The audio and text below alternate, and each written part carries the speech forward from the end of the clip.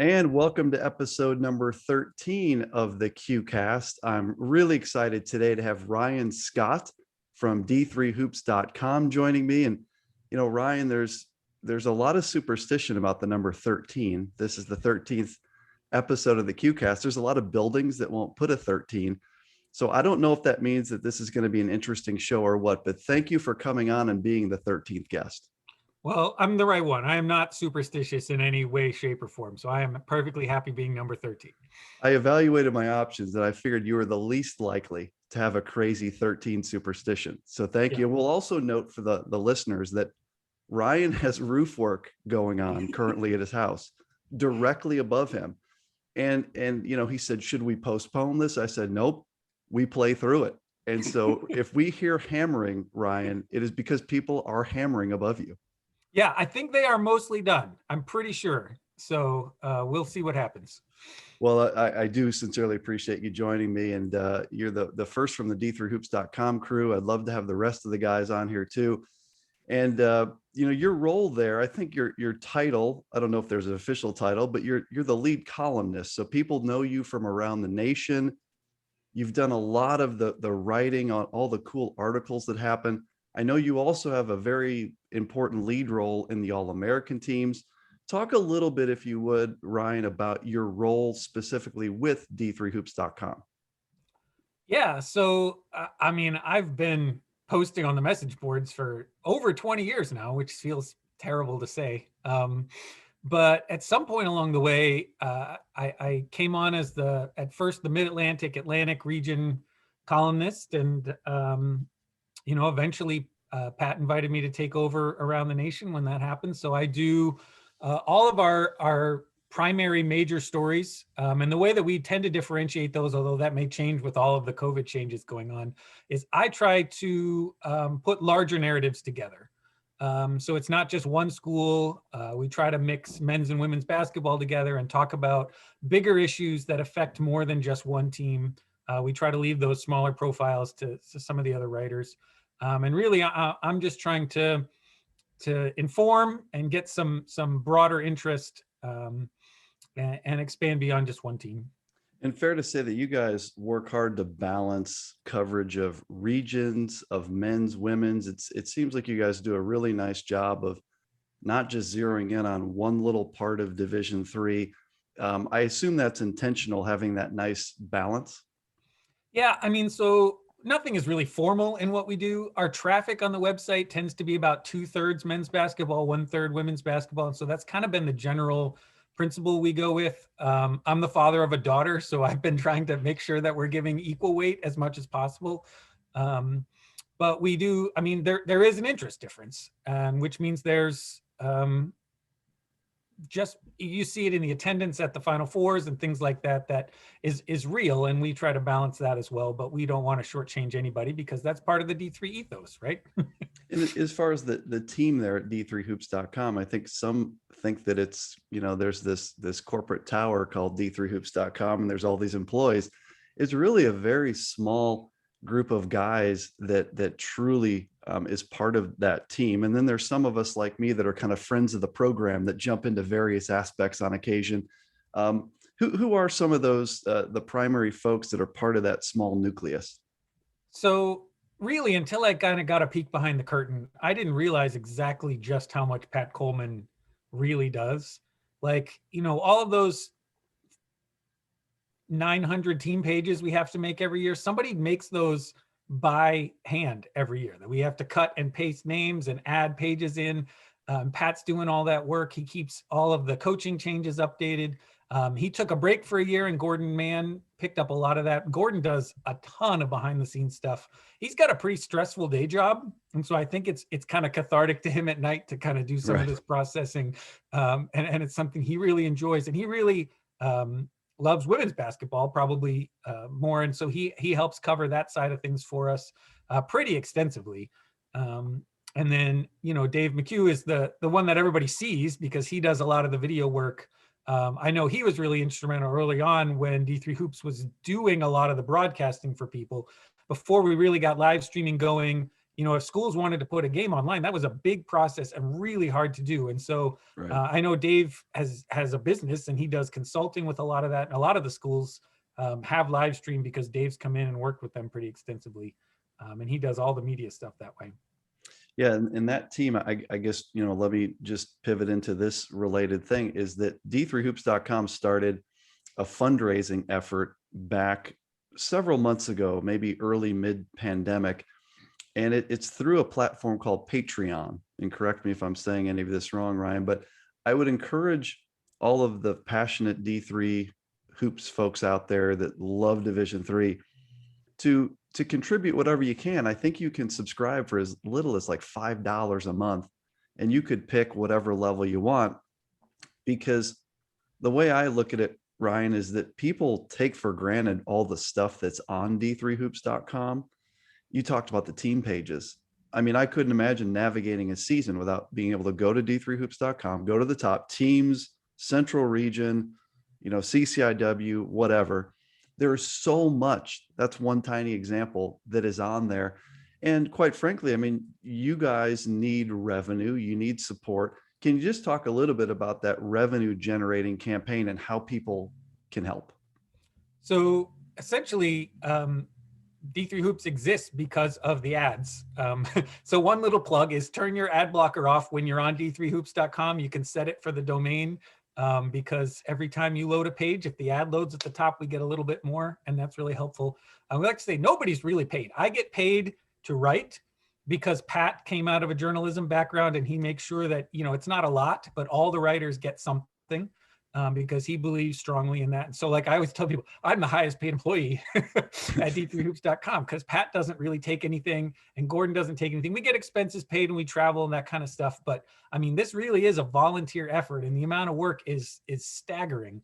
And obviously with the pandemic, less ads, less traffic, we really needed some things to help. And so Patreon is a great way. We already have this community built between the message boards and the people who frequent the site. And Patreon is just a way to sort of consolidate that together, get the people who have the means and the desire to put some money into this and support us on a regular basis. And then we're able to, as we have more games to play in the future, offer some more features, we'll have more profiles, we'll have more interactive things that we're able to do as we go forward. And it'll also give us a stronger base of support that we won't be dependent on ads in the same way that we'll have a base to work with and kind of know the budget a little better going forward. It's a really important point for folks to understand that these guys, they're not making a ton of money on this. They put in so many hours into this, but it's not like the solution to the problem is to cut Dave McHugh's stock option plan, right? This is, or the 401k match. Like that doesn't exist. These guys in true Division III spirit, they're doing it for the love of the game. They're getting paid a little bit to cover some expenses as they do this. But you got to realize that team of people, of which Ryan is an important one of them, they're not making a ton of money doing what they're doing for Division III. Go to Patreon. When I post this on Twitter, I will put the link to that Patreon site. And if you could go in there and just sign up every month to have it directly debited, $5, $10, $50, $100, whatever you can swing will go a long way. And so thanks for getting into that, Ryan. I wanted to start there. I also wanted to start with, like, we all have a Division III story. All of us that are in this crazy Division III world doing things for free, like we are, just because we like it. We all have a reason that we got to this point. Walk us through how you got involved in this Division III basketball world. Well, I mean, like a lot of us, I went to a Division III school. I went to Eastern Nazarene College in Quincy, Massachusetts. I've always been a huge sports fan. My high school team was really, really good. We were a small little school out in Colorado, and I was like the super fan. We'd bring big poster boards and like keep stats of the players on the wall during the game and, all sorts of crazy things. And so like, it was pretty natural when I got to ENC, basketball was going to be a big part of that. And it just so happened that my freshman year coincided with our women's basketball team making to the Sweet 16. It was the first time any team from ENC had made it to the NCAA tournament at all. And then we were able to beat, I forget which, maybe William Patterson. One of the NJAC schools had to come up to our little tiny gym in Massachusetts, and our ladies ran them off the court. And it was awesome. You know, we're a little tiny school, little tiny conference, and able to make that impression. And so that was a big thing. Like January of the year 2000, I'm Googling. Was Google even around in 2000? I'm not sure it was. It probably I'm was. searching on the internet for what the heck is Division III? Like, how do we qualify for the tournament? What teams might we possibly play? And the only place that had even a little bit of information was d3hoops.com. It was obviously much smaller. It was harder to get information. You know, I think at that point, Pat and Gordon are still calling schools to get scores every night. Right. And that was the only place. And I found the message boards where people were answering my questions. And from there, I just kept getting more and more involved. You know, I started out in my little Commonwealth Coast Conference board, and then eventually, you know, over the summers, the only place going was the CCIW page. So I ventured into there and just kind of got more involved following it. And you stick around long enough, Pat gets to know you, and we got friendly, and eventually started writing and just keep getting more involved. Yeah, it's a big community, but yet it's a small community. I think you find out that most of the people have interacted in some way that are the most involved. And I guess I found the message boards first. It was the year after Illinois Wesleyan won the national championship. It was that next year of 98, 97, 98. And somehow I stumbled upon this thing.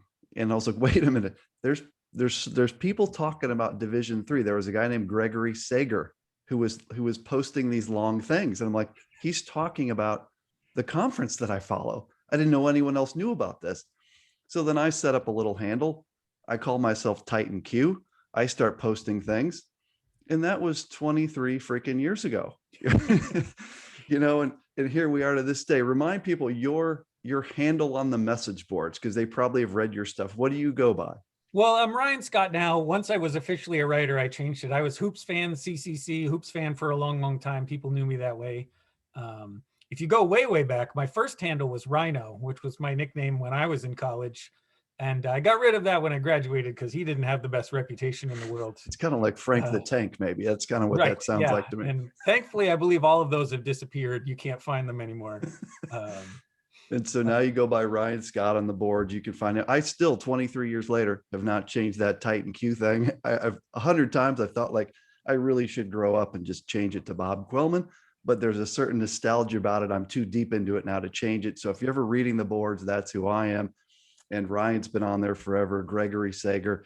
But yeah, I mean, all of us kind of have come together through this community. You and I aren't used to doing like an interview show like this. We're used to being on the other side. Or at least I am, where Mr. McHugh is firing the questions at us. We've been part of Hoopsville for a long time. You're part of that top 25 breakdown. I join you guys a lot. We've done the Pool C show. That's always fun. I know that Dave's show has been an enormous part of the Division III landscape. Just talk about Hoopsville for a few minutes and what that's meant to everybody. Yeah, and that's been around, I don't know, he's done 17, 18 seasons of that Long at this time. point. It was a college project for Dave when he started. It was, I believe, his senior project was getting the show off the ground and getting it started when he was at Goucher. And so, you know, he puts a ton of work into that, and the relationships with coaches that he maintains, and the behind the scenes stuff that he's involved in is pretty amazing, because again, he doesn't make any money from this. Right. You know, he's got day jobs. He's doing, you know, voice work in a lot of places. He works for Major League Baseball doing production. And just to have that voice. I mean, we hear from coaches all the time. I think people don't realize that Division II does not have any organization like d3hoops.com that covers their sports. And we hear so many coaches who said, I got guys from Division II because you cover our sport. Like, they will get more recognition, they'll get more attention than they will at a Division II school. And to a lot of kids, that's worth something. And it helps them in recruiting, which is, again, one of the reasons we're plugging this Patreon. We know that coaches are getting advantages from the work that we're doing, and we're really glad that they're able to come back on that. Another reason the Patreon thing is important, because it supports Hoopsville. So that's another part of that umbrella that helps it. And think of all the expenses that goes into the equipment that Dave needs. And, he puts a ton of hours into that stuff. And like, I just get on a Zoom meeting and record it like this. There's no production to what I'm doing. Dave has a lot of production and it's really well done. So again, Patreon, you'll help support Hoopsville and all the parts of this. Ryan, let's talk a little bit about this season, which was really, really bizarre. We finished 1920 with the final rounds canceled. So we got to the Sweet 16. I think you and I both agree that that Sweet 16 was going to be amazing with the teams that were left at that point. And we went into this year not knowing whether we'd have a season or not. And fortunately, we ended up having some type of season. I mean, heck, the Texas teams almost played a full season. Other teams played as little as 4 games, 3 games, 6 games, whatever the case. Stepping back here, your thoughts on what was a very different season? Yeah, I mean, obviously there's disappointment, right? That we didn't get to see the things that we were looking forward to. And I was really down at the beginning. When teams started playing in November, at least from where I was sitting, it was still a pretty serious health situation. And Right. I was a little conflicted about some of that. But obviously as the season goes on, most teams were able to navigate that pretty well. We had a better understanding of how to do things safely. And it was just great to be able to see players take the court and get a few games in. We came to really appreciate, we get very competitive, and obviously there's championships and the coaches want to win, but ultimately Division III is about giving students a chance to play sports. And that's what we did this year.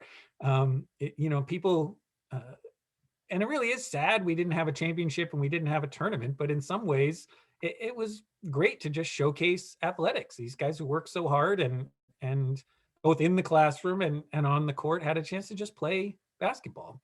And And early now on, I was just going to say, now I was getting, I'm not ready for it to be over. Normally I'm so tired at this right. time of the year from all the coverage we've done. I said, I'm ready to keep going. And so that's one of the reasons I wanted to talk to you.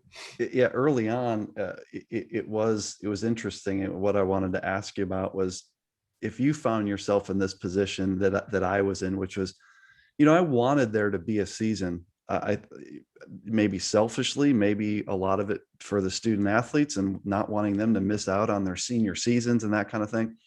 But I really wanted the season to go. And I found myself really in this difficult place where it's such a polarizing thing, the pandemic. You had some people that felt like this is a hoax, this is a joke. You had other people that, were extremely concerned about it. And then, so if you were in the middle where I was, which is like, I respect the health side of this and I want to do all the right things and follow the rules, I want to see a basketball season.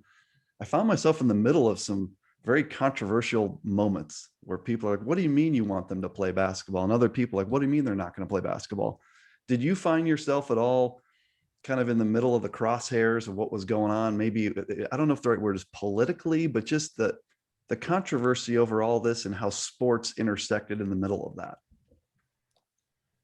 Yeah, I mean, part of it I think is a different perspective. I'm on the East Coast where things hit hardest early. I've got friends who live in New York and work, in social work or as ministers, like, who are dealing with the real scary, the hospitals in New York were overwhelmed, and it was Right. a really scary thing. And to realize how we didn't know how quickly that might happen other places, or where, I happen to live in a state where our hospital system is pretty good. And we had the capacity and didn't get overwhelmed. And so things were a little bit different here than they were other places, but just the not knowing, right? And it's people's lives that are at stake. And at the same time, that these are young men and women who put a lot of their lives, at least at this point, into athletics. And there's real mental health concerns not being able to participate. And part of these 4 years at college is to help shift, right, from Right. these kids who aren't maybe thinking about the future into people who have good plans and are set up. And doing it in very quickly without a lot of notice is a hard thing. And so you feel for that too.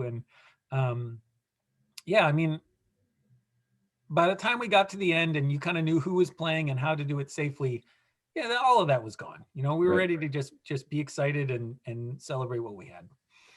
I watched the Hoopsville show where you guys were getting into whether there would be a tournament or not. And I remember where I was when I was listening to a part of this. And I realized at that moment that there wasn't going to be a tournament because the tone that you guys had, and you were plugged in, like you were very much in the loop. And I remember you talking about the logistics, the host sites and the travel and the hotels and all of that stuff, not to mention the 60% number, the threshold that was not going to be met. Fair to say, I mean, you guys were trying to keep, the glasses half full, and you were trying to make it very clear that you didn't know that it'd be canceled. But I remember leaving that Hoopsville thing on the listener side thinking, well, there's not going to be a tournament. Did you feel that pretty much as that process played out and you learned more and more? There was never a moment I thought we were going to have a tournament. Yeah.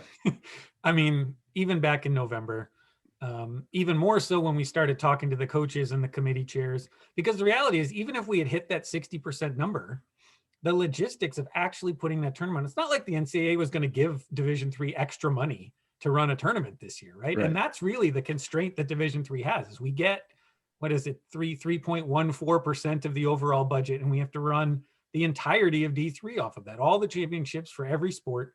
And the reality is, if you were able to find enough hosts for all of these teams, the travel to get everybody to those hosts would have cost more money than we would normally do. The accommodations, the NCAA requirements, was one hotel floor per team. There's no way D3's budget could have actually paid for all the things that it would have taken. And so people were focused on that 60% number, but to me, that was kind of masking the real problems that were going to happen for a tournament this year. I agree. I think that's the important thing for people to keep in mind, is that I think people point to the NCAA as being something it's really not. Like it's some corporate entity. It's a membership organization. The membership of Division III had choices to make, and there's a budget like anything else. Like me and you and our families have a budget, and every business has a budget. The best way to do it, maybe the only way to do it, would have been to maybe have a small tournament and do it in a bubble. But that takes an extreme amount of money, and you have to get through the logistics. It takes more money than in the budget to do the bubble concept. And so, yeah, I'm with you that when I listened to that Hoopsville show, I left thinking those guys clearly do not think there will be a tournament. And I'm pretty sure that they know what they're talking about. And the other part of it, I think that both committee chairs were really strong about, was the ethos of Division III is that everybody has a chance, right?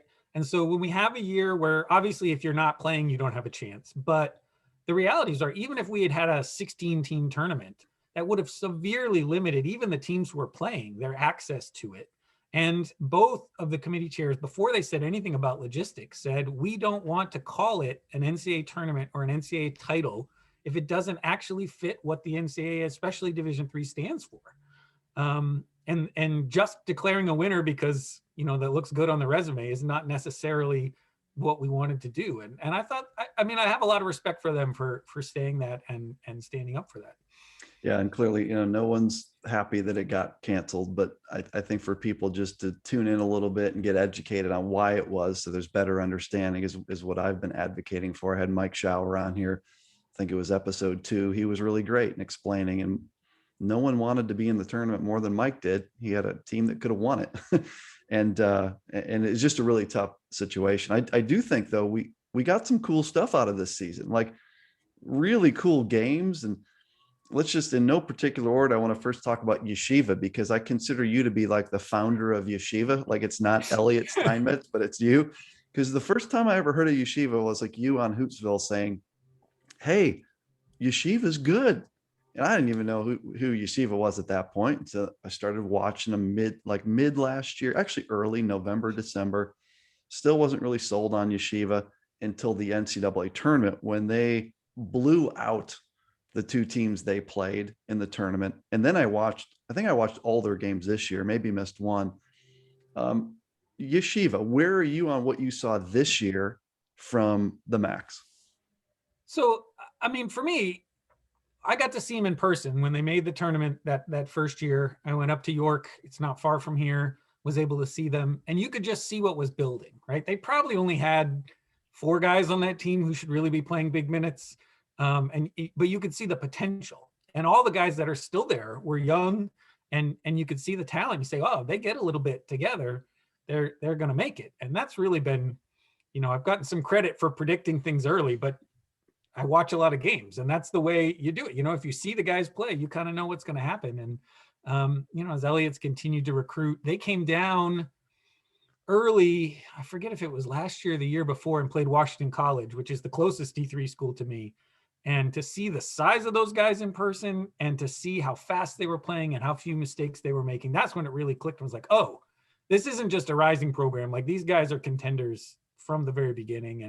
And, this season was a little strange. They're right in New York. They're at the center of everything. And I know they've had to be extra careful, and they wanted to play more than anything because of how good this team is right now. But I think probably most everyone will be back, and they've got some transfers coming in, and I think they're going to be one of the top teams again. Yeah, we'll for sure talk about that as we wrap up down the road here, is talk about like next year. But they are certainly, I don't know if they're number 1 or 2 or 3, but I don't know that they're any deeper than that next year. We'll talk about their 2 superstars, Ryan Terrell and Gabriel Leifer, as we get into the All-American chat in a second. Another 2 teams that we can bunch together because they played and because you got to go. Like, you actually got to travel and go to this game. So you saw the Randolph-Macon number 1 versus number 2 Trine game in Ashland, Virginia. So at Randolph-Macon. That was a super cool thing that got set up. The game itself, Randolph-Macon controlled it most of the way, by 10-ish. I think Trine would tell you they'd like to have that one over in terms of what happened on the court. But what a cool experience. What was it like being at that game, and what were your takeaways from those 2 teams? Well, I mean, it was a little odd because it was my first game of the year. It's the only game I got to go to. And coming on campus, you had to stop at the security office and get your temperature taken. And, it was a very serious kind of thing. And I believe it was the first game Macon even had fans for. So there was maybe like 50 people scattered around the bleachers. But, it was a big time environment. I think about the last game I didn't get to see was the Yeshiva Randolph-Macon. I was ready to head down there. And so it was almost a year to the day. It felt like, that whole year hadn't happened, and I was just jumping right back into things. But Trine was really, really good. One of their best players got hurt early on, which really changed the look of the game. I mean, it kind of went as I expected. But just being there felt like something we had missed. I think that's why I'm still so excited about it. It didn't really feel like the season had started till I got to actually see some basketball in person. Yeah, that was a cool environment. The game, obviously, you had great players. You had, I think, in that game, 3 guys that ended up in the All-American team, who we'll talk about in a few minutes here. Incredible talent. Way on the West Coast, I know you were big on Whitworth this season, as was I, as I started looking at those Division II games they won against, I think it was Seattle Pacific, on back-to-back nights. Yep. They played a great schedule where they played some D1s, some NAIs early, lost some games, did extremely well. I think they dropped the game to Pacific Lutheran somewhere along the way. Maybe they lost to Whitworth. I could be making this all up, but what were your thoughts, to Whitman? What were your thoughts on Whitworth this year? Because I know you were really high on them. Well, part of it was at the beginning is they were getting those great results, and basically, some of their best players were not playing. They had Isaiah Hernandez, who was hurt, and he didn't end up, I don't think he ended up playing at all this year. But part of my being so high on him was I didn't expect that much out of, sort of 3 through 8 on their team, who were really having to play all the minutes. Right. And they have some really exciting young talents there. And so it was more ranking them pretty highly because I expected some of those guys to come back who didn't end up doing that. And they had a big pause in the middle of the season that really disrupted, their chemistry and what they were able to do. But it's just that program just keeps chugging along, right? They're on the 3rd coach of this dynasty now, and they've never really dropped off. The recruiting network is there. The support is there. They I think, are one of the top attendance teams. and in spite of being across town from Gonzaga, which you would think draws quite Right. a bit of attention in Spokane. But yeah, it's just a program that not a lot of people get to see. I'm a bit of a night owl, so I like staying up and watching those late games. But yeah, it was another program that they're going to be great next year, no matter who they bring in. They are a It's just what reloader. they They're have. they're truly one of the reloaders. Every year, if you look at the last decade plus, they've been in the tournament almost every year. They've been in the NWC conference title race every single year. Um, WIAC, really good race this year. You had a great Platteville team. You had a really good Oshkosh team. Lacrosse was in the picture. I'm sure somewhere along the way you got to watch some WIAC games. Any takeaways from the games you saw there in that league? I mean, if anything, I think they were one of the best beneficiaries of the way this season went, because I'm not sure any of those teams was quite at the level we would normally expect a WIAC team to be. But all of them were able to get a lot of minutes for their young guys. And so I think you're going to see the Yeah, benefits of that next year. This is a year they may not have been able to compete for the national title, but they were really able to put some great games up there. And a whole bunch of the teams got to focus on getting better, and I think that'll just benefit us for next year. agree. CCIW was an interesting year in that you had Illinois Wesleyan had so many games canceled due to various reasons. It's funny, the Titans didn't have a single positive test from October 2nd to the end of the season, but they had the most games canceled for different reasons. And then you had Wheaton that played a lot of games. The two teams were ranked highly throughout the year. Illinois Wesleyan loses the game to North Park Falls. That CCIW title game ended up being number 3 Wheaton versus number 8 Illinois Wesleyan. They end up being flipped in the poll for the most part at the end. Any thoughts from kind of your CCIW watching as this season played out? I mean, Illinois Wesleyan was obviously a really great team, and kind of I don't know about throwback, but I feel like when I started following Division III, there was a lot more of these teams that just had 10 guys who are all really, really Right. good. It wasn't so much, one star or somebody who's running things, but just, teams that were really deep and really well schooled. And that seemed what they had this year. And I assume we'll have again next year, Right. most of the guys being back. And it was good to see Wheaton. I kind of thought that they would struggle a little bit this year. And I think the schedule was maybe a little weaker than it would have been if games hadn't gotten canceled, but some real talents there. And I think they developed really well as a team. Agree. Probably like the WIAC schools in ways that are really going to benefit them next year. And Wheaton's got almost that whole nucleus coming back, including Namie Dome, who's fantastic. We'll talk about him with the All-Americans. One of the teams I was glad that played, the UAA hardly had any teams play, but Rochester got in the mix. In fact, they played Yeshiva. That was honestly, I liked the Trine Randolph-Macon game. Maybe my favorite game of the year was Yeshiva Rochester because it was such a unique matchup. I thought Rochester looked really talented. Obviously, they had an All-American player. Your thoughts from the maybe 6 games that they played? Yeah, I mean, that was one of those teams that they execute. That's part of their systems. They just don't make mistakes. And if there's a game where they don't make mistakes, they're going to be in it. And I think they played Yeshiva. I think they had 2 full practices by the time they played that game. And so it was a little rusty. But that's just one of those teams that, is nobody wants to play. I mean, one, in the UAA, they got to fly up there to Rochester. It's not the easiest place to get into. And then play these guys are just going to be super disciplined all the time. And so they may never actually be, at least right now, a favorite in the UAA, but there's certainly a team that can beat anybody and is going to be really, really hard to play. Getting back to Yeshiva in that game a little bit, what was interesting about this year is, Yeshiva's had a really hard time finding games. They've had a lot of teams that are power teams that have said, no, we won't play you. I'm not going to name names because I don't know all the names. I know they've had a hard time finding games. Rochester plays them. I thought this year was unique that the pandemic kind of forced some teams together out of necessity. They got the 2 games with St. Joe's of Connecticut, and they were a great program, a great team. Rochester. So in a weird way, it was kind of cool that we got to see some matchups we probably would not normally have gotten to see. Yeah, I mean, it's the SOS problem. I mean, Yeshiva's going through what Albertus Magnus did in the last decade, is that you got a really good team, but they're in sort of a weaker conference. And so there's really no benefit to the power conference teams playing them because it's not going to help your SOS and you might lose. So I think the fact that Yeshiva has St. Joe's, that's going to be really good for both of those programs going forward, that they're kind of in the same boat, but they can at least play each other. And hopefully if Yeshiva continues to be, up there, you're going to see teams like Illinois Wesleyan, who's headed there next year, who's willing to make the effort to play them because they know it's going to be good competition. Let's talk about, before we get to the All-Americans, while this is fresh, let's go to this now, is just initial thoughts on next season. I heard you talking to Pat on the Patreon interview. And by the way, there's cool content out there for those of you that, we talked about Patreon earlier. So what I'm referring to is something you get as a Patreon subscriber. Not everyone gets it.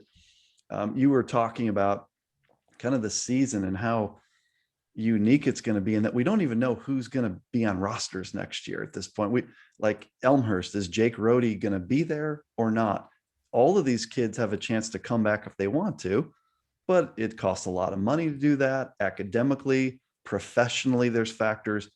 Talk about that side of it first, just the roster confusion as we head into 2021, 22, I guess it is. Well, I mean, Pat's already told us that we're going to do and solicit nominations for preseason All-Americans, which is not our normal way of doing things. Usually we pick those ourselves, but we just don't know who's going to be playing, who's going to be on which teams. And we're really going to rely on the SIDs, come September and October to tell us who's on my team, right? And who are the guys that we need to watch. Because that's the other thing is, in Division III, a lot of kids are going to grad school and now they've got extra eligibility, and you got some of these guys showing up on your campus to go to grad school, you're going to try and pull them into play. And we've already seen that a lot with the UAA. You're going to continue to see that all over the place with names popping up in places you don't expect them to be, because we got eligibility left and the NCAA is making it really easy for these players to use them. Yeah, for those of you that aren't aware, every student athlete that was on a roster last year has a kind of a free year. So this year really didn't count. They can come back again. And that applies whether you were a freshman, sophomore, junior, or senior this year. As Ryan mentioned, you have some UAA teams that have already picked up grad transfers, really good ones. And that's kind of out there on the d3hoops.com message boards. There's a whole thread on transfers, which is interesting. And you've got players that may return. I think Buzz Anthony, I think he's coming back for another year. There's on the Emory side, a couple of the guys aren't coming back, but a couple are. There's guys in the CCIW like Namie Adom that's returning. And so from that standpoint, Ryan, just the seniors that are coming back sets up for a pretty talented season. Yeah, I mean, we're going to have the kind of depth we just haven't seen ever before.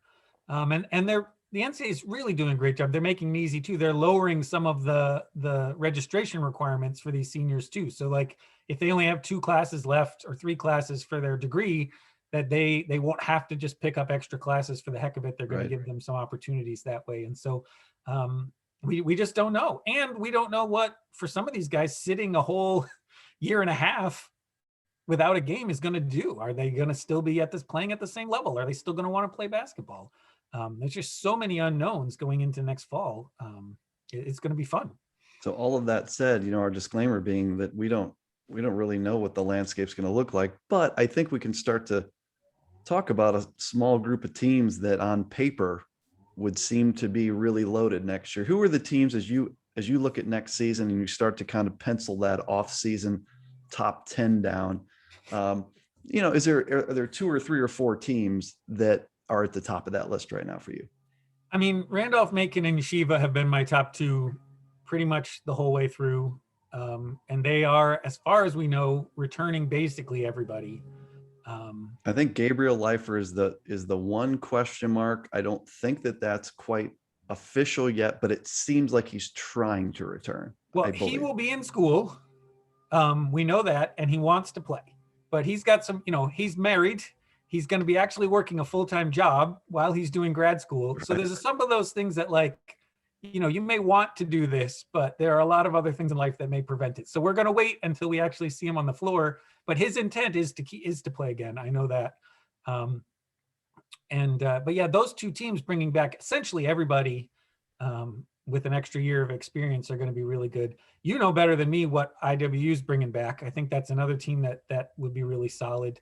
I think Trine is bringing everybody back. I feel like there may be a slightly lower tier there, so they're really going to have to pick up some talent, I think, and some improvements over the summer to kind of get up to that first tier level. But obviously, it's better when we know they're bringing everybody back as opposed to not. And then you just don't know. So a team like Swarthmore, they didn't play this year, right. And most of their guys took a gap year, so you expect to see everybody back. But the last time we saw them, they had these 2 All-American post players who aren't going to be there anymore. So this is a team that could be, a top 10 team, or they could be, like 80th. We just don't know what that team is going to look like. It's a good point about Swarthmore, because coming into this season, had there not been a pandemic, I think there was debate on were they a top 10 team or maybe a fringe top 25 based on all that they lost.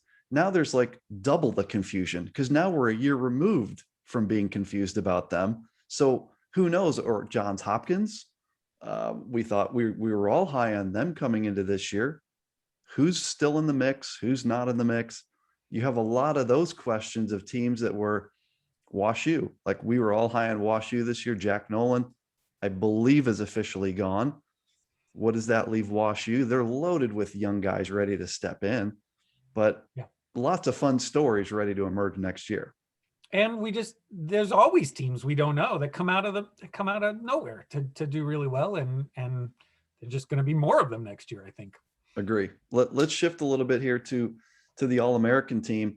And it's one of the cool things about D3Hoops.com is the fact that I don't know for how many years, there's 20 years, there's been an All-American team, but it is the definitive Division III All-American team that exists out there. So it's a big deal to people, super big deal. And there's a lot of passion around it. I guess I'll just put my disclaimer on this by saying, and I try to remind people this, any way these guys do this, there's a line you have to draw. Let's say if you're going to have 3 teams and 15 guys, there's going to be a guy 16, 17, 18, 19, 20 that people are passionate about and upset that didn't make it. And you're going to look at the team and say, well, who did you want us to take off? So the task is really hard. If you're totally objective and non-biased, this is a really difficult task. Talk first, Ryan, about the process. Start with the all-region team and how that works and how that feeds into the All-American team. Tell us how this is done, because that is an important thing for people to know first. Yeah, so this is a process that Pat spent a lot of time putting together. The all-region teams are nominated by sports information directors at the schools and conferences, and they're voted on by a panel of voters from each of those regions. So that's not, who Pat and Dave and I think are the best in those regions. Those are coming from people who are in those regions and play against those teams and see them.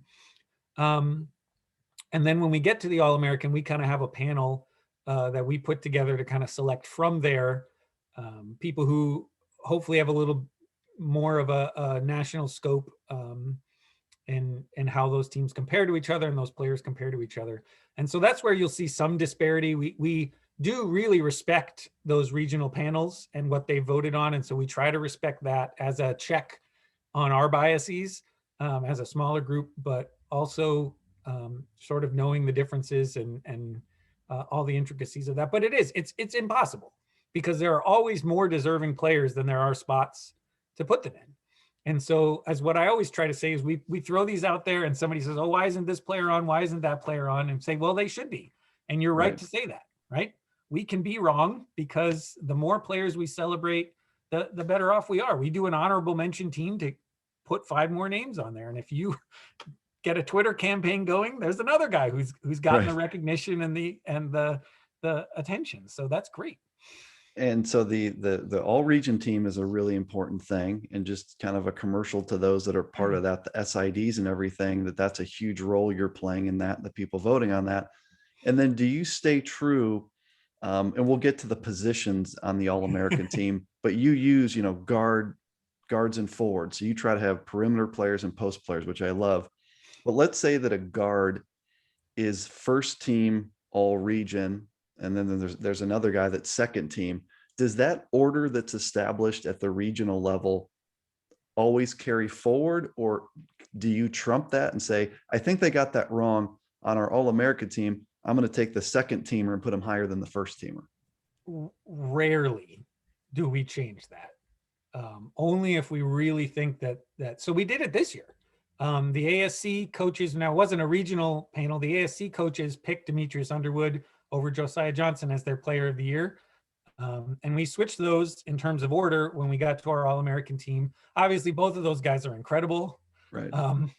They're really, really good players and both deserving of being a first team. But we kind of made that decision that we felt like Johnson was a little more worthy of that recognition this year. And we made that. But that, I mean, I can only think of like 3 times in the last 10 years that we've done something like that.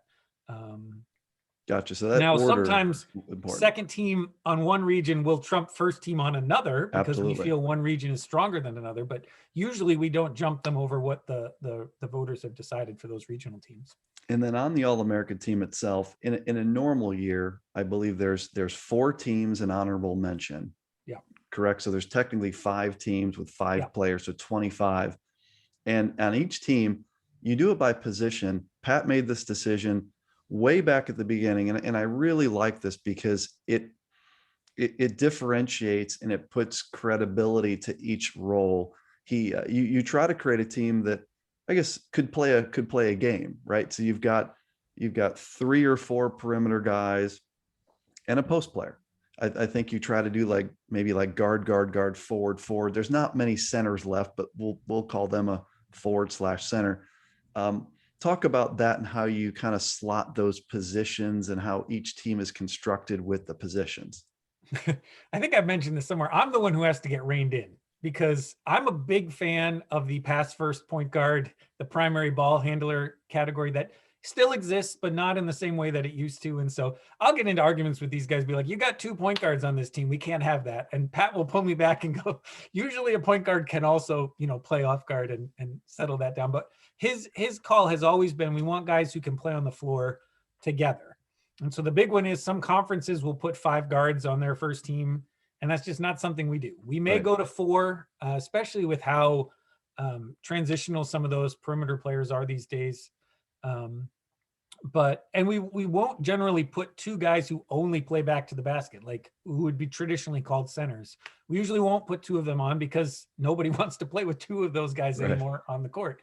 And we do try to work that out, which does create some issues because sometimes the forwards have more depth than the guards, and other times it's the other way around, and that can change from region to region. And so there is some sense that maybe we're recognizing a forward who, if we were just listing players, wouldn't be as high up as they are. But we do feel like, if they're one of the best 15 forwards in the country, they should get a recognition. It also, I think, allows you to compare different positions statistically for whatever matter statistics play into it. There's a lot of guards that average 17, 18, 19 points a game. I think your typical back to the basket low post guy, a good one of those, an All-American, it might be 14 points a game and 7 rebounds with a really high field goal percentage. Maybe they shoot 550 or 6. Whereas a guard, even a really good one, maybe their field goal percentage is like 450, 460, 470. So it really, the way you do it allows you to compare apples to apples better, which I love. So let's talk about this year. Going into this, I thought there were 4 for sure first teamers. And when I pulled up the team that day, they were all on there. And we'll talk about each of these.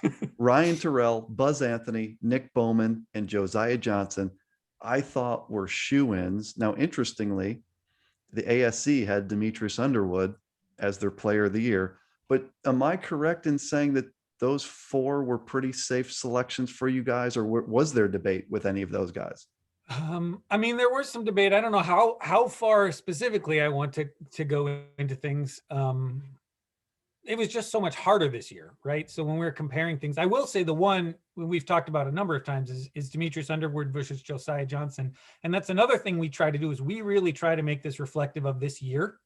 And so I think we all know Demetrius Underwood has had a heck of a career, and he has been one of the best players for the whole 4 years that he's been around. Great player. But this season specifically, even though he was, a triple double machine and named the best player in the conference, we felt like Josiah Johnson's season this year was better. And I know sometimes conferences can sometimes give, a senior the player of the year award as kind of a career achievement. And we want to try and avoid that. So that was definitely the conversation there, was just this season, how do we feel like these guys played? Another thing I just want to ask real quick, because this, you guys, this isn't just a look at statistics. You're not putting stats on a spreadsheet and using filters and sorting by the best combination of points, rebounds, assists. A good example of that, I think a couple years ago, was Ben Boots. There were a lot of guards that had a better statistical resume than Ben Boots, but anyone that watched Ben Boots play, like the game at Augustana or the games in the Final Four, he was just a phenomenal player. Like, there were certain things he did that maybe didn't all show up as statistics. Fair to say that statistics are important, but there's a lot of eye test to this as well, correct? I mean, I think it's more than eye test. Obviously, we're watching as many games as we can, and that does factor in. And certainly more eye test than is probably popular. But we do pride ourselves on watching a lot of games and making sure we know, and especially who they're playing against, right? We look at the competition. I'll tell you, when we're comparing two guys together, we don't just look at their stat line. We go into the schedule and we find the best teams that they have played. And we look at those games and how they performed against the best opponents and compare that to how other guys have performed against the best opponents. Because especially in D3, with such a variety of skills and abilities and teams that you're playing against, there's not really a way to standardize the stats. And so we try to dig down and deep as much as we can to compare those things. And we do take into account conferences. One of the things that made it so tough this year was some conferences played games but didn't name all conference teams. Like we do take into account, if one conference says this is our best player, maybe, especially if it's a smaller conference. I know we're going to talk about the HCAC a little bit later, and the NCAC. If it's a conference that maybe we haven't seen as many games, we don't know who some of those guys who don't have the stats are. The biggest one I can think of a couple years ago is Austin Butler at Whitman, that we made him a first team All-American. And that was, that was me pushing, I'll tell you, because he is still the best defensive player I've seen at the Division III level.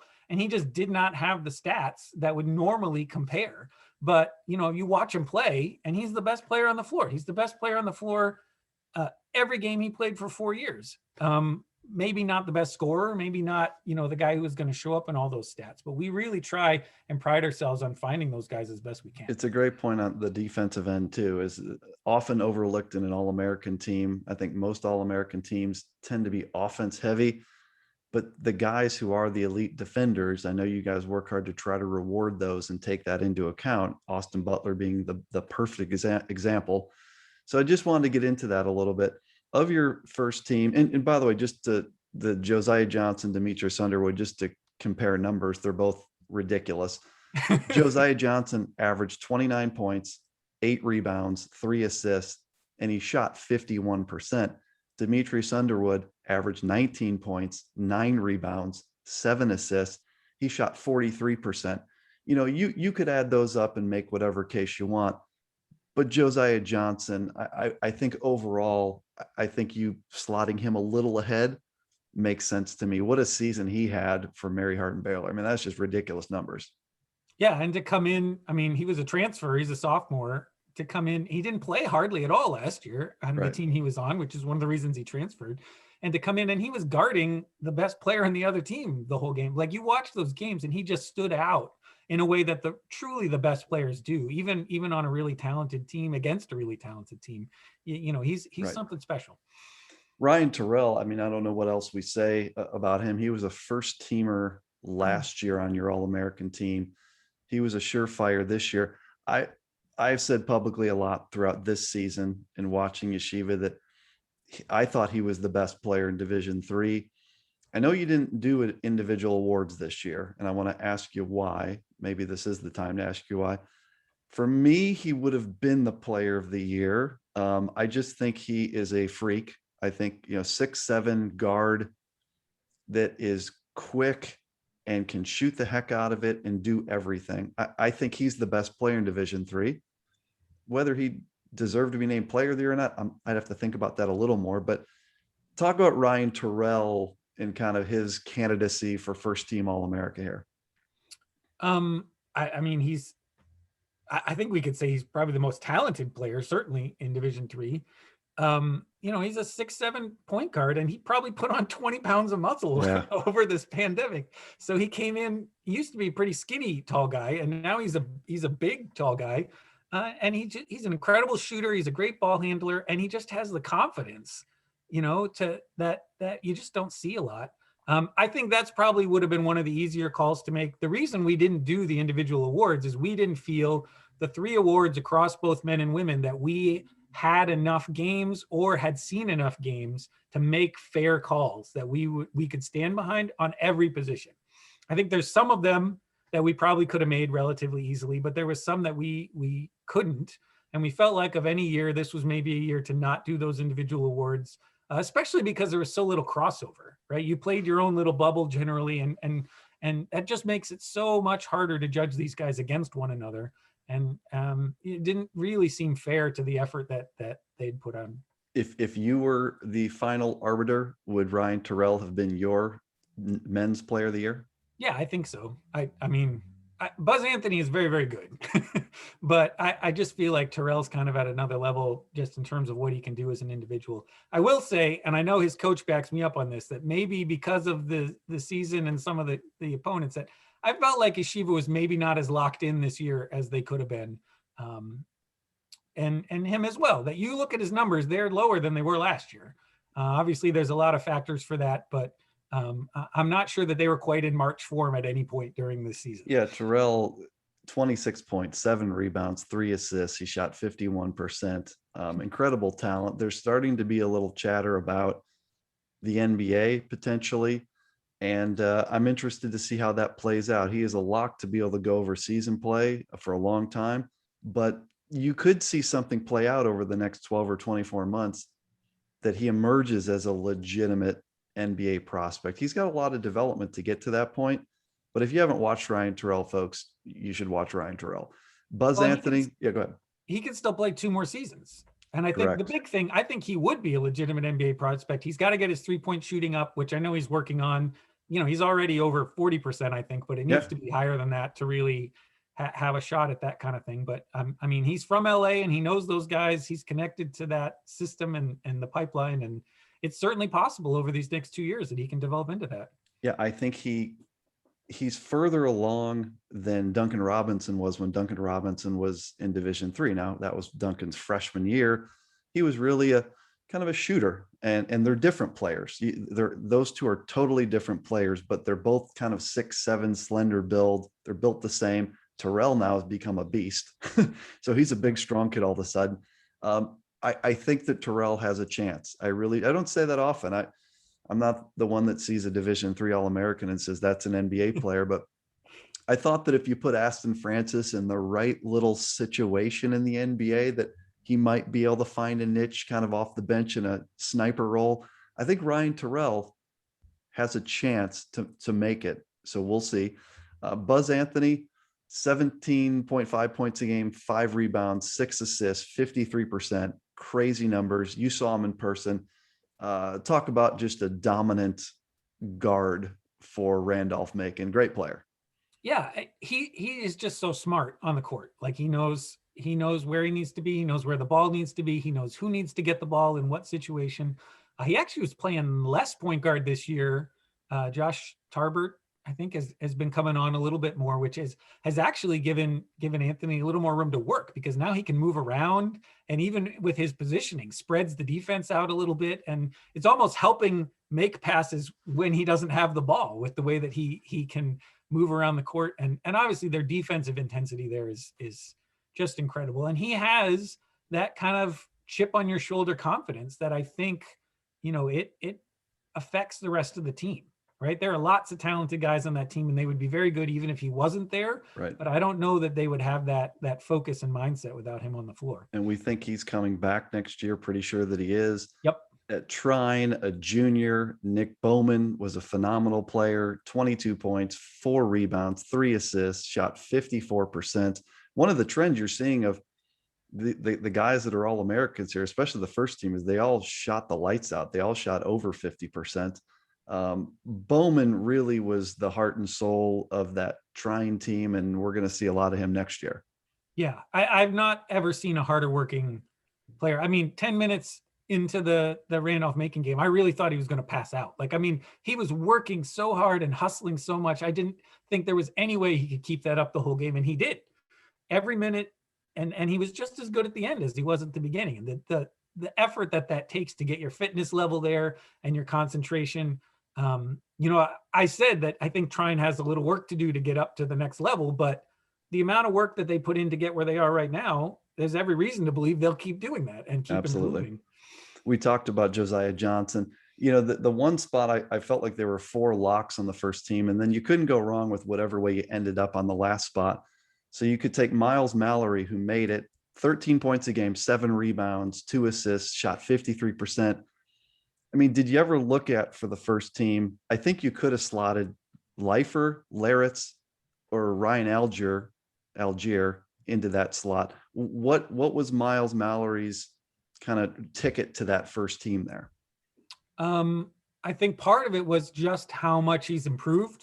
I mean, he was the National Freshman of the Year last year, but even seeing him in person, his speed and quickness and athleticism, the talent he has, he's one of those guys who maybe because of his size or what, he didn't quite get noticed, but could probably play at a higher level just with the skills that he possesses. And he's only going to keep rising. I mean, I mentioned it, and I think it's very likely that he will pass Buzz Anthony next season, right? That he might be the conference player of the year, even though Anthony's been for three years in a row. That Mallory's just on this trajectory that, he's 6'5", but he plays even bigger than that. And he's real quick. And I think as he continues to improve, he's just very, very impressive. And their team, you got to look at what that led to. So his team finished number 1, won that big game against Trine, played well. And so if there's tiebreakers on all this, a lot of times it comes down to how well the team did. People that haven't seen sophomore Miles Mallory play next year need to check him out. He's fantastic. The second team, by the way, did you ever think about putting Leifer on the first team in that slot? Was that a conversation? I'll just tell you, the first team I submitted to Pat had both Randolph-Macon guys and both Yeshiva guys on the team. And Pat took one look at that and said, that's not happening. So the conversation sort of began from there. I am probably the president of the Gabe Leifer fan club. I love watching that guy play. He does all the dirty work. He's like the triple-double king. He's an incredible passer. Great. And what's more is he doesn't care about any of these accolades, right? He could care less, what recognition he gets. He wants the W and he wants to play basketball. I feel like much with Terrell that maybe this season was not quite as tight as last year. Obviously, there's many, many good reasons why that would be the case. But I felt like Mallory stepped up and improved his game quite considerably. And Leifer sort of maintained, which is maybe what was called for this year. And that was, it's picking nits at this point, right? That they're little tiny things that you have to make decisions on. Yeah, I would call Leifer kind of the captain of the second team, my term, not yours, but hit 13 points a game. But check this out, 10 rebounds, 7 assists. This is a 4-5 man, shot 50%. He was the best passing big man I saw this year. And he makes big shots. He's not a scorer. He doesn't look to score, but like the Rochester game, that 3 he made on the left wing that I think put them up 3, or maybe it tied it, one of the two. It was he makes big baskets, even though he's not score first. He's kind of a pass first big guy. I thought easily he could have been on your first team. Namie Adome of Wheaton, I thought was a no-brainer to land somewhere in here. 22 points, 4 rebounds, 4 assists. He shot 46%. He really led Wheaton. He's become a superstar player, and he's returning. I'm sure you watched Namie play, Ryan, a few times this year. What were your takeaways from the Wheaton superstar? I think again, it's improvement, right? There's a greater discipline, and he's just got loads of talent. I didn't see as much Wheaton this year as maybe I might have other years. Again, I think their schedule was a little bit weak. They didn't have a ton of challenge, but it's in that league to be, I think, seemed pretty clearly the best player individually in that league this year is saying a lot. That For sure. and especially someone who's not even a senior. To get that recognition, just a really, really strong player. Look forward to watching him future. next year, and looking forward to having Namier here on the QCast as one of my next guests. So Great. I'm looking forward to talking to him. You mentioned Illinois Wesleyan's system earlier, and you're right, like equal parts. So Ron Rose plays 10, 11 guys, and Illinois Wesleyan rarely has a guy emerge as a really strong All-American candidate because they always have a bunch of guys that average 12 and 10 and 8 points. They spread it around so much and they're so balanced.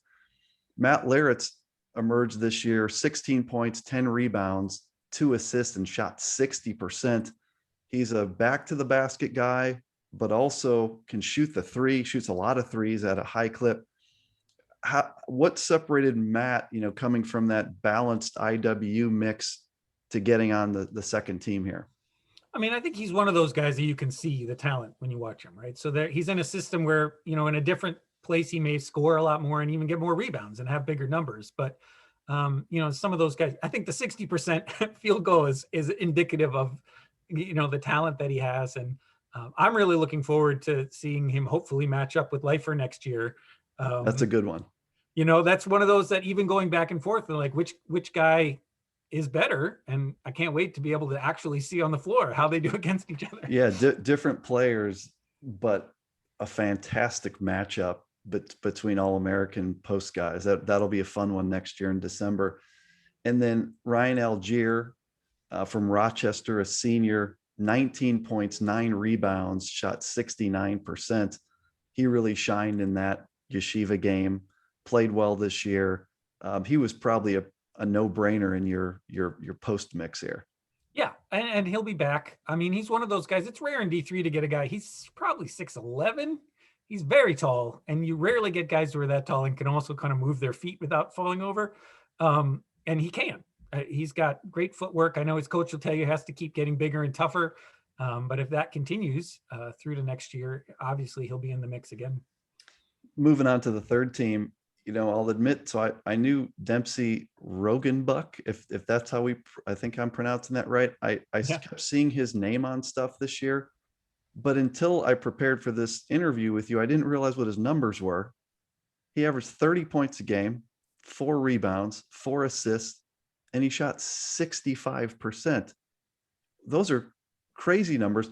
I'm just wondering, did he make a case to be first team or second team in this conversation? Well, part of the problem that some of these Northwest Conference guys have, some of them are still playing basketball. I mean, Pacific had games this week that they played. And so I think some of it was just a little late on. He was a guy who's always been on our radar. Just a really talented kid. And it's hard sometimes to judge those numbers because Linfield plays really fast. And right. So it's hard to judge, what of that is inflated by pace, and we don't have advanced analytics the way the NBA does to kind of pull some of that out and be able to judge. But yeah, I mean, I think he's just as talented as anybody else. I think he could have been in Nick Bowman's spot on the first team if it's, a different things work out a different way, right? Yeah, Trine has a couple of losses and Linfield plays a few extra games. He's just as good as Bowman in terms of talent. He has first team All-American numbers for sure. He was a senior this year. Do we know, is he returning next year? I am not sure about Rogenbuck. I haven't heard. We'll have to, that's a big one because like I said, I had no idea I knew he was really good and I wasn't surprised when I saw him on the list. I just didn't know his stats were like that. That's crazy. Riley Miller from St. Thomas, a consistent presence, 19 points, 3 rebounds, 3 assists, 61%. Wyatt Cook from La Crosse, 16 points, 6 rebounds, 2 assists, 54%. Another WIAC player, Levi Borchert, 14 points, 10 rebounds, 3 assists. Was it hard, by the way, to sort out the WIAC guys, and in particular, the Oshkosh guys? Because Oshkosh had some guys that scored more than him, but I thought you picked the right Oshkosh guy. Was that difficult? So the all region team was impossible. Right. This was not so bad. I feel like, I mean, Cook was named the player of the year by the coaches. So that was kind of an easy call. And Borchert to me stood out a little more than the other guys, but the WIAC has about 4 or 5 or 6 guards that were all incredibly even after these guys. And so the all region team, I mean, I spent 3 hours trying to rank the rest of the guards in that conference, and those Oshkosh guys particularly. Like there was 3 more of them that just insane how good they were, and the numbers in different categories, and just a very deep league. Yeah, you could have had Mensch in there. You could have had Playman in there on the Oshkosh side. Platteville had candidates. Good to see a St. Thomas player. I guess that's the last St. Thomas player we'll ever see on a D3 All-American list, is the answer to the trivia question is Riley Miller. So he had a monster season. They had some other guys that could have been in the conversation too, but he was the one that had the best, I guess, All-American resume, Riley Miller. Yeah, and he's another one of those guys who's gotten better every year. I fully expect that he'll be getting good minutes in Division I next year. I mean, he's just improved every facet of his Great game, player. and really drives that team a lot of momentum there. And then TCNJ had a big finish to the season. Travis, I don't know if we pronounce it Jocelyn or Jocelyn, but 21.7 rebounds, shot 46%. I thought TCNJ was triggered by him, and it was good to see him lead them to such a great finish this year.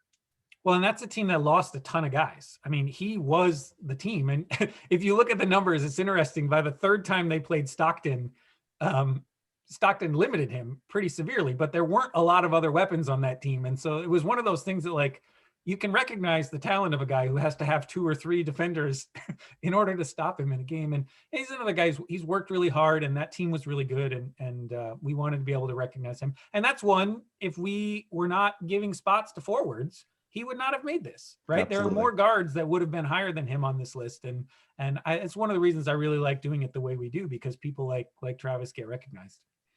As we start to wrap up, just, one more topic on the All-Americans is there's a lot of folks that want their guy to have made it. The Dubuque folks think that Peter Ragen should have been on the team. He's got a great case. He's a 6'4" forward.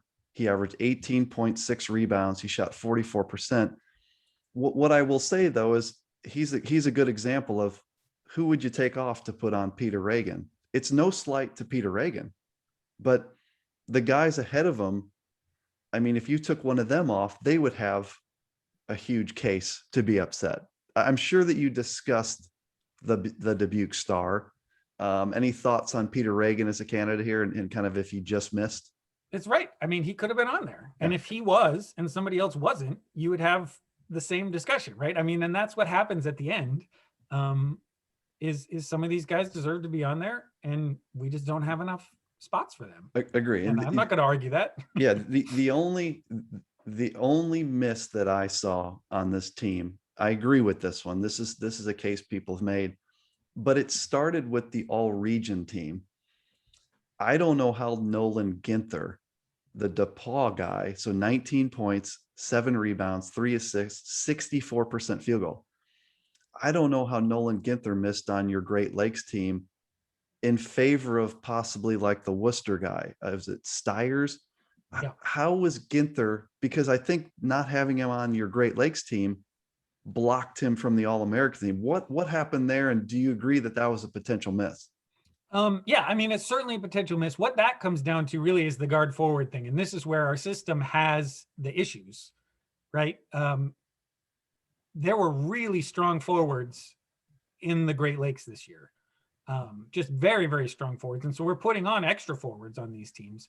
And so that just comes down to the balance of the decision was made to go with 1 extra guard instead of 1 extra forward. And it's not that he doesn't deserve to be on there, because he absolutely does, and one of the best players, and he had a great season. But we very much could have gotten that wrong. And this year is one of those. NCAC didn't do a team. If he had been named the conference player of the year, we probably would have swung the other way. Yeah, that's a good point. And that's part of the issue is we didn't see enough games this year to be able to always know what was the right way to go. And if you want to call us wrong on that, it's perfectly fine to do. It's a this is where, like, this is a perfect example of whoever suggests that isn't wrong, but then you can also look at the team and understand why you guys picked who you picked. That's really the only beef I had, as I started listening to people that were tweeting things and putting things on the message board. I thought Ginther was the one that I was like, I agree with that, but that's pretty impressive. I mean, all those all region teams and all the all American, I can really only come up with one that I feel like I could make a pretty good case on. Um, as we Yeah. wrap this up, Ryan, just final thoughts on the all America team, and then I'll ask you for final thoughts on just everything in general, but your thoughts on constructing this all America team with the D3Hoops.com crew here. It was the hardest year. And honestly, um, I hope Pat won't be upset with me for saying it, but Gordon and I both came to him and said we didn't want to do him this year at all. And he insisted that we needed to do something and recognize these guys and ladies, and I'm glad we did. But it was hard, and some of these decisions we had to make were not ones we wanted to make, and it was just a very, very difficult thing. I'm glad you did them. It means a lot to people that you did them. It's amazing how many people were waiting for them. I kept getting people asking me, do you know if they're doing them? And I said, I don't know for sure. Let me ask around. I texted Pat one time. He said, we are. I'm glad that you ended up doing them because it does mean a lot to people. It also is nice just to keep the conversation going as if the year was normal. As we kind of just think globally here in wrapping this up, I've stolen our friend Dave's line, which is I always give the guest the final word, and I'll give you a second to think about that. I'll just say appreciate everything you do, Ryan. Countless hours of stuff for D3Hoops.com that you're not getting paid a bunch of money for. You're doing it because you love it. You're doing it to promote the brand. You're doing it to promote these student athletes. So on behalf of everyone, thank you for everything you do. What would you say to the folks tuning in as we wrap up here today? I'm really proud to be able to do this. I think D3 is the best of college sports. These are players who play because they love playing, and they've got their priorities in good order for the most part. And I'm just glad to be able to hear these stories and to be able to share some of them with other people. That's just it's my favorite thing I do all year. We appreciate it very much. And that's Ryan Scott. You can check him out on Twitter. I believe it's at Ryan Allen, ALAN Scott. You can find him on the message boards posting under his own name. You could find him on D3Hoops.com as the lead columnist. Check out Around the Nation and all the content he's put out there. And you could see the All-American team that he was part of creating here. Look forward to a normal season next year, Ryan, and kind of talking about things heading into the preseason top 25 and talking about 25 game regular seasons. And, fingers crossed, I feel pretty good with where the pandemic is, that I think we're heading to a pretty solid season next year that feels pretty darn normal. And I look forward to working with you next year. Yeah, it should be really great. Looking forward to it. Thanks for having me on. Appreciate it, Ryan. Thank you.